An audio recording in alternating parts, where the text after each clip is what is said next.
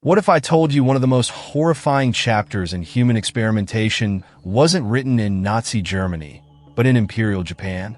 Imagine a place where humans were treated as lab rats, vivisected alive, exposed to deadly diseases, and tortured in ways too brutal to comprehend. This isn't the plot of a horror movie. It's the story of Unit 731. Have you ever heard of it? If not, prepare to uncover Japan's darkest secret, a legacy of terror that still haunts history. Unit 731 was a covert biological and chemical warfare research division of the Imperial Japanese Army during World War II. Officially named the Epidemic Prevention and Water Purification Department, its real purpose was far more sinister. Located in Harbin, a city in Japanese-occupied Manchuria, Unit 731 operated under a veil of secrecy from 1936 to 1945. Led by General Shirō Ishii, a brilliant but deeply twisted man, this facility became a nightmare factory. Ishii's ambition was to develop weapons of mass destruction, particularly biological weapons, to ensure Japan's dominance. He believed the ends justified the means, no matter how many lives were destroyed. What went on behind the walls of Unit 731 defies imagination. The victims, often referred to as logs to dehumanize them, were primarily Chinese civilians, prisoners of war, and political dissidents. The experiments were brutal, inhumane, and often fatal. Here are just some of the horrors that unfolded. Prisoners were cut open alive without anesthesia to study the effects of diseases on internal organs. Yes, you heard that right. No anesthesia. The scientists wanted to see the body's reaction in real time. To understand how the human body could withstand extreme cold, prisoners were exposed to sub-zero temperatures. Their limbs were frozen solid, then thawed to observe the effects. Often their flesh would rot off their bones. Prisoners were deliberately infected with diseases like anthrax, plague, and cholera. These diseases weren't just for study. They were weaponized and later unleashed on Chinese villages, causing mass casualties. Some prisoners were strapped to devices and blown up to study the impact of explosives on the human body.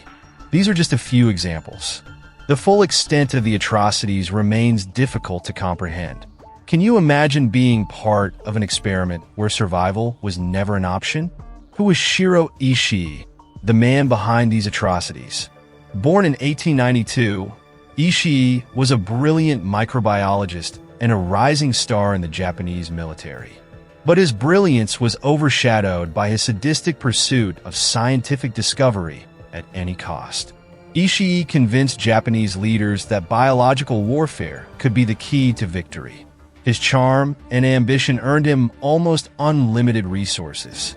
Under his command, Unit 731 grew into a sprawling complex with laboratories, prisons, and even a crematorium to dispose of bodies.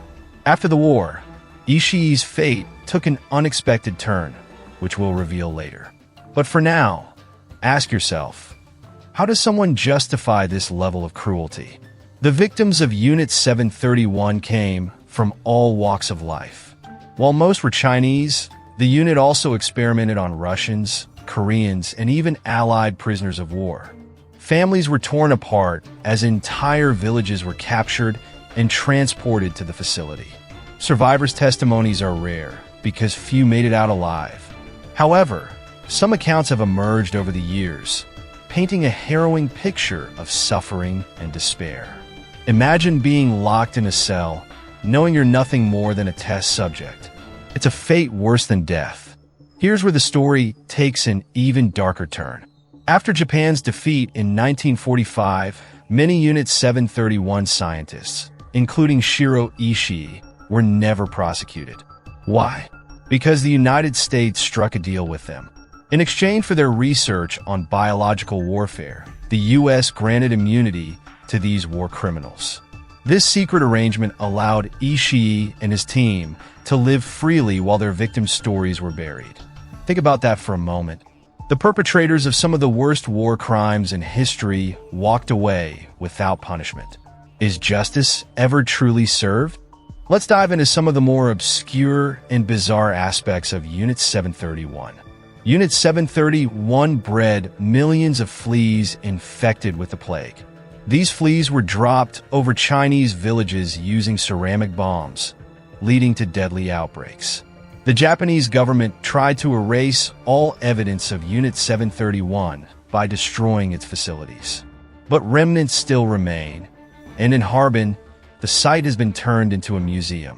Some theorists suggest Unit 731's research was shared with other Axis powers, potentially influencing Nazi experiments.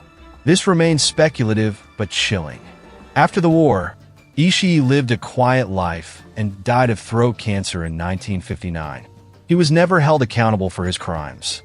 Unit 731's research contributed to our understanding of biological warfare, but at a horrifying cost.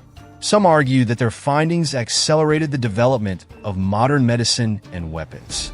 But can we separate the knowledge gained from the atrocities committed? This dark chapter also left a lasting impact on Japan's relations with its neighbors. Even today, the scars of Unit 731's actions strain Japan-China relations, with many calling for greater acknowledgement and reparations.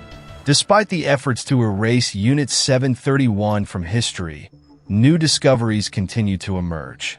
For instance, in recent years, previously classified documents have shed light on the scale of the experiments.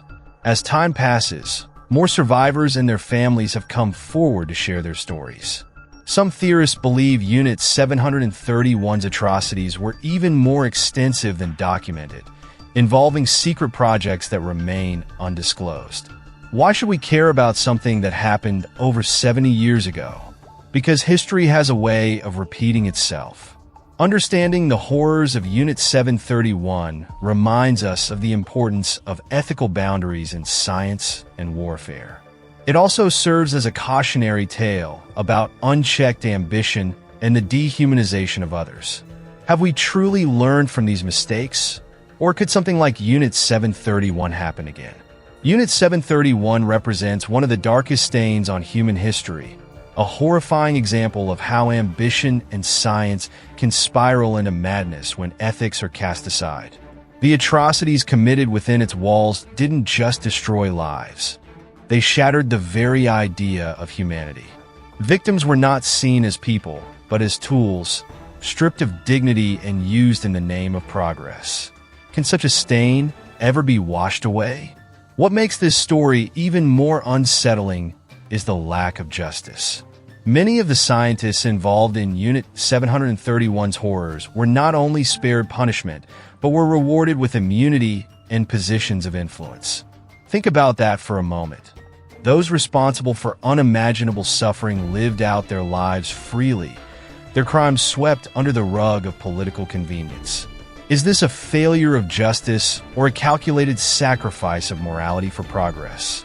And then there are the echoes of Unit 731's legacy in today's world. The research they conducted, despite its horrific origins, laid the groundwork for advancements in biological warfare. But at what cost? Can we separate the knowledge gained from the suffering inflicted? These questions linger, unanswered, haunting the pages of history. Unit 731 also leaves a scar on Japan's relationship with its neighbors. The atrocities committed in Manchuria are a source of lingering tension, a wound that continues to fester. Even today, survivors and their families demand acknowledgement and reparations. But can any amount of acknowledgement ever make up for the scale of the suffering endured? The remnants of Unit 731 stand as a stark reminder of what happens when ethics are abandoned in the name of progress. They force us to confront the darkest corners of human nature and question how far we're willing to go in the pursuit of power and knowledge. Could something like Unit 731 happen again? History has shown us that humanity has a disturbing tendency to repeat its mistakes. So, where do we go from here? The legacy of Unit 731 is a call to vigilance, a demand that we never forget the cost of unchecked ambition and the dehumanization of others. It's a story that must be told, not just to honor the victims, but to ensure that such horrors are never repeated. The question remains, have we truly learned from this dark chapter in history, or are we doomed to repeat it?